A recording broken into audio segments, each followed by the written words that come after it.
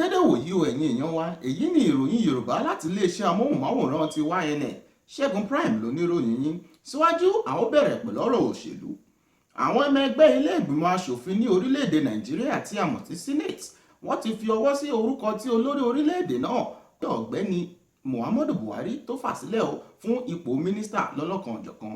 Èyí tó ṣe pàtàkì jùlọ níbẹ̀ ni pé ọ̀kan nínú àwọn orúkọ tí wọ́n fà sílẹ̀ yìí tó jẹ́ gómìnà ìpínlẹ̀ Rivers ní sáà tó kọjá ọ̀gbẹ́ni Rotimi Amechi àti fi ọwọ́ sí orúkọ rẹ̀ ó fayọ́pọnyọ́rin nínú ilé ìgbìmọ̀ aṣòfin. A gbọ́ báyìí wípé àwọn ọmọ ẹgbẹ́ PDP ìṣèlú tutọ́ sókè tó fojú gbà wọ́n ní dandan gbọ̀n ọ̀gbẹ́ni Rotimi Amechi kò lè jẹ mínísítà ìgbà tí wọ́n fẹ́ yan ọ̀gbẹ́ni Rotimi Amechi ìṣe ni gbogbo àwọn ọmọ ẹgbẹ́ PDP wọ́n ní kàkà kókó má jẹ́ sèse á fi ṣàwàdànù ni wọ́n tún wá sọ báyìí wípé àwọn ò lè gbà ìṣe ni gbogbo wọn dìde tí wọ́n lọ wọ́n ní kójú má rí bí gbogbo ara lóògùn ẹ̀ ibi tó ti dìde tó jáde ni àwọn ọmọ ẹgbẹ́ APC bá dìbò láti gbà kí ọ̀gbẹ́ni Rotimi Amechi kó di mínísítà ẹ wá rí i pé ọ̀rọ̀ òṣèlú ní ilẹ̀ Nàìjíríà ó ń dùn lọ báyìí ẹjẹ́ á máa bá lọ káàmọ́ ibi tí ó yọrí sí. Òní ni ọdún ìdẹ́rùbani tí a mọ̀ sí Halloween tí àwọn ọmọ Ìgbò ń pè ní Halloween.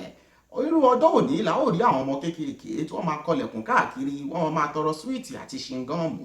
Pàápàá jùlọ nírú ọjọ́ òní la ó rí àwọn èèyàn tó máa wọ oríṣiríṣi aṣọ tí a mọ̀ sí costume tó máa ṣe patí káàkiri. Ṣùgbọ́n èyí tó wá ṣe pàtàkì nínú rẹ̀ ni wípé lónìí àwọn obìnrin kan wà tó jẹ́ wípé ojoojúmọ́ ló ń ṣọdún ọ̀hún látàrí wípé tí wọ́n bá múra tán tó bá kun panké sí ojú tí a mọ̀ sí mékọ̀ọ̀pù ìṣe ló máa ń rí bí òkú Ṣàngó. Ẹ jọ̀wọ́ tẹ bá mọrú àwọn obìnrin báyìí ẹ bá wa sọ fún wọn kó dẹ́kun panké lílò kó ṣe ní fẹ́rẹ́fẹ́ tí ó gbé ẹwà wọn jáde kó má dì wípé wọ́n ń jẹ ojú wọ́n ń ṣe ojú wọ́n ń ranjú wọ́n sì ń rí bí òkú. Eré ìdárayá Yorùbá bọ̀ wọ́n ní bí ìyà ńlá bá gbéni ṣánlẹ̀ kékeré àmàgànró ẹni. Wàhálà rúkèrúdò àti ìdààmú ti dé bá ẹgbẹ́ agbábọ́ọ̀lù Chelsea báyìí pàápàá jùlọ adarí ẹgbẹ́ náà tí a mọ̀ sí ọ̀gbẹ́ni Màrìwò tí gbogbo ayé ń pè ní Mourinho látàrí wípé gbogbo ayé ló nà wọ́n lónìí àwọn ọmọ ẹgbẹ́ Liverpool fojú wọn ìmọ̀ wọ́n nà wọ́n ní ti 3-1. Eléyìí ló fà á tí àwọn èèyàn fi ń sọ wípé báyìí ó dàbí wípé àsìkò ti wá tó fún ọ̀gbẹ́ni Màrìwò láti máa lọ. Ẹ gbọ́ díẹ̀ nínú nǹkan tí ọ̀gbẹ́ni Màrìwò sọ. Arákùnrin Màrìwò kí lè rí sọ sí géèmù tẹ́ ẹ ṣe play tán. Kò sí nǹkan tí mo fẹ́ sọ, kò sí. Báwo lẹ ṣe rí àwọn rẹfúrí yẹn sí? Kò sọ̀rọ̀, kò sí nǹkan tí mo fẹ́ sọ. Ẹ rọrùn sọ sí gbogbo nǹkan tó wà nílẹ̀ yìí. Àní kò sọ̀rọ̀, kò sí nǹkan tí mo fẹ́ sọ.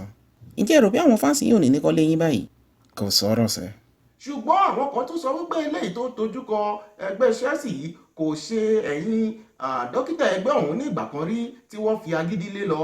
Arábìnrin dókítà yìí ló bọ́ra sí òwò ó sì ṣẹ́ ìpè fún ọ̀gbẹ́ni Màrìwò. Eléyìí ló wà fà á tí gbogbo ayé wọn fi wá rí rúdurùdu.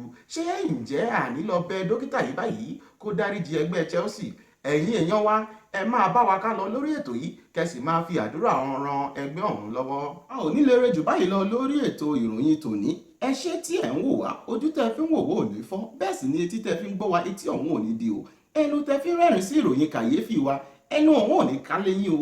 Ẹ̀yin obìnrin ẹ̀yin lẹ́ẹ̀ máa ṣe aya ní ọ̀dẹ̀ ọkọ yín ẹni ẹlẹ́ni ò ní gbà ṣe yín ṣe o. Ẹ̀yin ọkùnrin náà ẹ̀yin lẹ́ẹ̀ máa ṣe bàbá fáwọn ọmọ yín o. Ọmọ yín ò ní jọ láàrin lọ́ọ̀dù kíní yín ó sì máa dìde pélépélé nígbà tẹ́ bá fẹ́. Ẹ̀yin amúgbálẹ́gbẹ̀ẹ́ tí a mọ̀ sí side chick àrísítò yín wọ́n máa sanwó déédéé o. Bẹ́ẹ̀ sì ni àwọn mágà yín wọ́n ní sálọ. Segun Pryme ló ní ìròyìn yín ó dìgbà.